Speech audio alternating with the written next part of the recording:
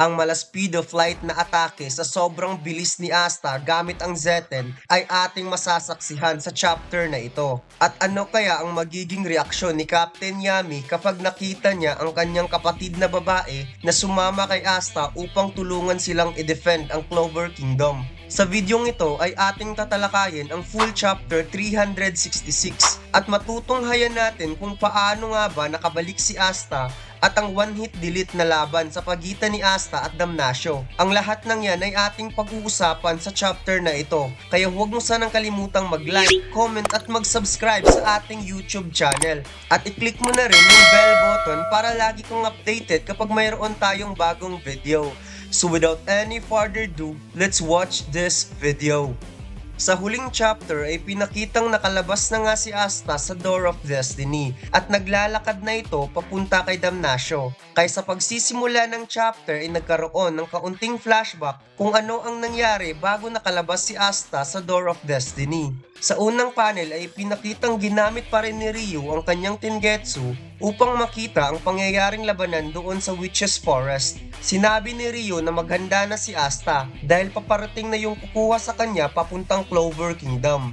Biglang dumating sina Mushogataki at Ichika sa kwartong kinaroroonan ni Asta at Ryu upang mag-say goodbye for the last time kay Asta. Agad namang lumuhod si Asta at humarap kina Mushogataki at Ichika, same as Japanese culture, kung magbibigay sila ng pasasalamat sa kapwa-tao. Sinabi ni Asta na lubos siyang nagpapasalamat sa lahat ng ginawang kabutihan para sa kanya. Habang nagpapasalamat si Asta ay biglang lumitaw ang napakaliit na special magic sa likod at lumabas ang thread magic na kumonekta sa likod ni Asta. Agad namang nahalata ni Asta na mayroong biglang lumitaw sa kanyang likuran kaya bigla siyang nagulat dito. Pagkatapos ay may biglang nagsalita sa loob ng special magic at sinabing, "Seryoso ka ba talaga? Dito ka talaga napunta, Asta?"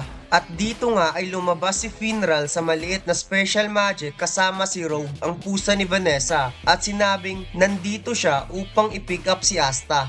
Kaya nang nakita ni Asta si Finral ay sobrang saya niya dahil ngayon lamang sila uli nagkita.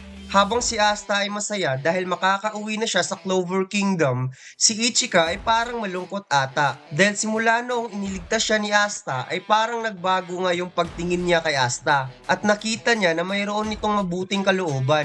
Habang si Asta ay nagmamadali na sumama kay Finral, si Ryu naman ay napaka-casual na binanggit ang pangalan ni Finral na para bang matagal na silang nagkakilala. No wonder na alam din ni Ryu ang lahat ng pangalan bawat Black Ball member. Tinanong ni Ryu kay Finral kung kaya bang magkasya ang dalawang tao diyan sa special magic. Mabilis namang sinagot ni Finral na yes dahil nagmamadali nga ito. Nagsuggest si Ryu na isama si Ichika kay Asta upang makatulong dahil isa nga ito sa pinakamalakas na Ryozen ng Land of the Sun at mayroon nitong pambihirang talento sa pakikipaglaban. Hindi nga pumayag si Ichika dahil hindi siya pwedeng lumayo sa tabi ni Ryu. Since mula noong napunta itong si Asta sa lugar ng Land of the Sun, ay palagi nating napapansin na nasa tabi itong si Ichika kay Ryu. Since wala itong magic, kaya siya yung nagsisilbing bodyguard kay Ryu. Biglang sinabi ni Mushogataki kay Ichika na mas marami daw natutunan si Asta sa pagsasanay nilang dalawa na magkasama. At kung tutuusin, siya talaga ang nagiging mentor ni Asta. Kaya mas mabuting sumama na lamang daw itong si Ichika dahil kaya naman niyang protektahan ng Land of the Sun na kasama si Ryu. Sinabi ni Ryu kay Ichika na sumama siya upang makita niya si Yami at siguraduhing bumalik dito na buhay. Pagkatapos ay magkatabi na nga itong sina Mushogataki, Fumito at Ryu para official nang magpaalam kina Ichika at Asta. Habang sinasabi ni Ryu na yung kapalaran daw ng buong mundo ay nasa kamay ni Asta, kaya puntahan nila kaagad si Lucius upang talunin. Agad namang nakuha ni Asta ang mga patnubay ni Ryu habang nagmamadali silang dalawa ni Ichika na pumasok sa special magic ni Finral. At mukhang gulat na gulat itong si Finral dahil mayroon na naman siyang bagong babaeng makikilala. At parang ako ata yung natatakot para kay Finral. Dito nga ay hinawakan ni Finral ang kamay ni Asta at Ichika. Pagkatapos ay unti-unting bumubukas ang gitna ng Door of Destiny. At heto na nga mga lords, the GOAT Asta is back. Makikitang mas naunang lumabas itong si Asta dahil nasa tabi na nga niya itong si Sekri habang sina Finral at Ichika ay kakalabas pa lang. Nakita ni Asta ang napakaraming taong duguan sa kanyang harapan at punong-puno ito ng mga pasa na makikitang wala nang ang malay itong sina Henry, Gordon at kahit ang Witch Queen at si Vanessa ay hindi kinaya si Damnasio. Gulat na gulat nga itong si Finral sa nakita niya na sa pagbalik niya ay ganito na kadami ang pinsalang nagawa ni Damnasio. Dahil kung matatandaan natin, bago sumabog sa loob ng puno ay wala nga itong si Finral dahil pumasok na nga ito sa loob ng Door of Destiny. Hindi maipinta yung mukha ni Asta sa sobrang galit kay Damnasio nang nakita niya ang lahat ng kanyang mga kasamahan ay nakahandusay at wala ng malay dahil sa ginawa ni Damnasio. Habang nakikita ni Damnasio si Asta na napakatahimik ay kanyang sinabing lahat ng gustong nagbabalak na kalabanin siya ay bumabagsak. Habang si Asta ay tahimik na kinuha ang kanyang Demon Destroyer Sword upang i-dispel ang effect ng malaking timbangan ni Damnasio.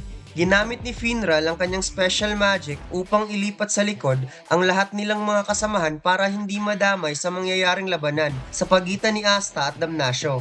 Habang umaapaw ang anti-magic sa espada ni Asta ay kanyang sinabi kay Finral na baka pwede sana lahat ay maliligtas nila at makakasurvive. Kaya inimungkahi ni Asta kay Finral na kailangan niyang mag-focus sa paggagamot sa mga sugatan. At tinanong ni Asta kung kaya ba daw yun gawin ni Finral Senpai dahil kaya niyang i-handle na mag-isa si Damnasio.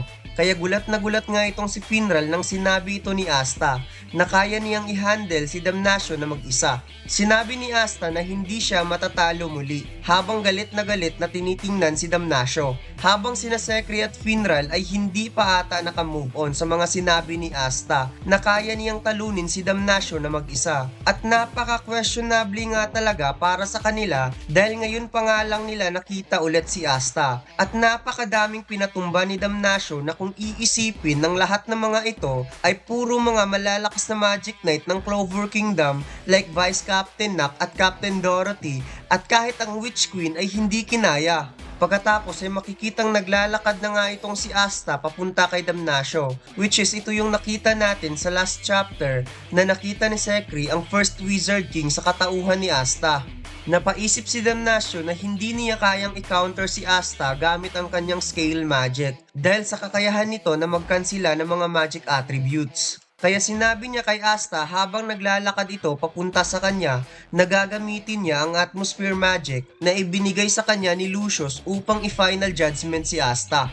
Habang si Asta ay naglalakad dala-dala ang kanyang Demon Destroyer Sword ay unti-unting lumalabas ang napakaraming anti-magic sa kanyang buong katawan na para bang nagliliyab ito habang naglalakad sa sobrang dami ng anti-magic ni Asta.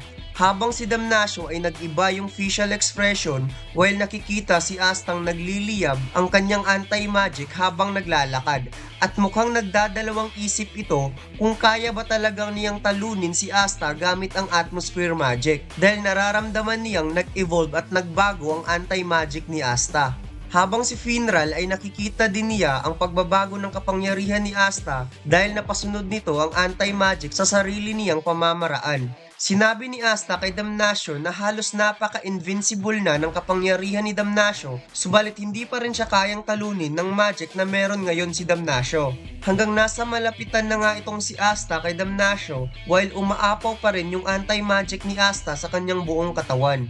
Napaisip itong si Damnasio na siya ngayon ay isang paladin na mayroong immense magical power. Hindi man siya biniyayaan ng physical ability, subalit gamit ang kanyang sword ay hindi siya matatalo laban kay Asta. Habang naghanda na nga itong si Damnasio na atakihin si Asta. At heto na nga mga lords, sinugod na ni Damnasio si Asta at siya pa talaga ang naunang umatake. Habang sinasabi ni Damnasio na hindi siya pwedeng matatalo sa isang makasalanan na gustong hadlangan ang utos ng kapayapaan na gustong dalhin ni Lucius sa buong mundo. Kaya babagsak daw itong si Asta sa ngalan ng hustisya. Habang si Asta naman ay kinuha na niya ang kanyang Demon Slasher Katana at sinabing anong parte ng mga ikinikilos mo ang hanay sa hustisyang sinasabi mo, Damnasio. At heto na nga mga lords, nag-Zeten mode si Asta. Pumasok ng zone si Asta kasama si Kuroku.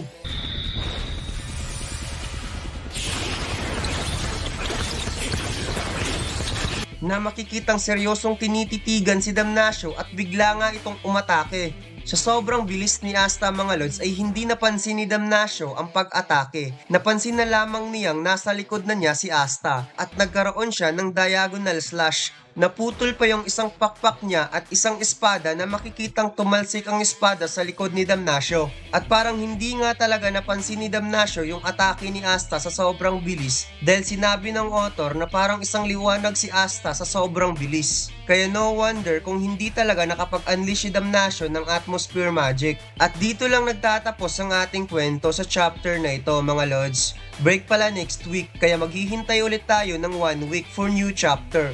At yun lang mga lods, salamat. It's time to shoutout mga lods.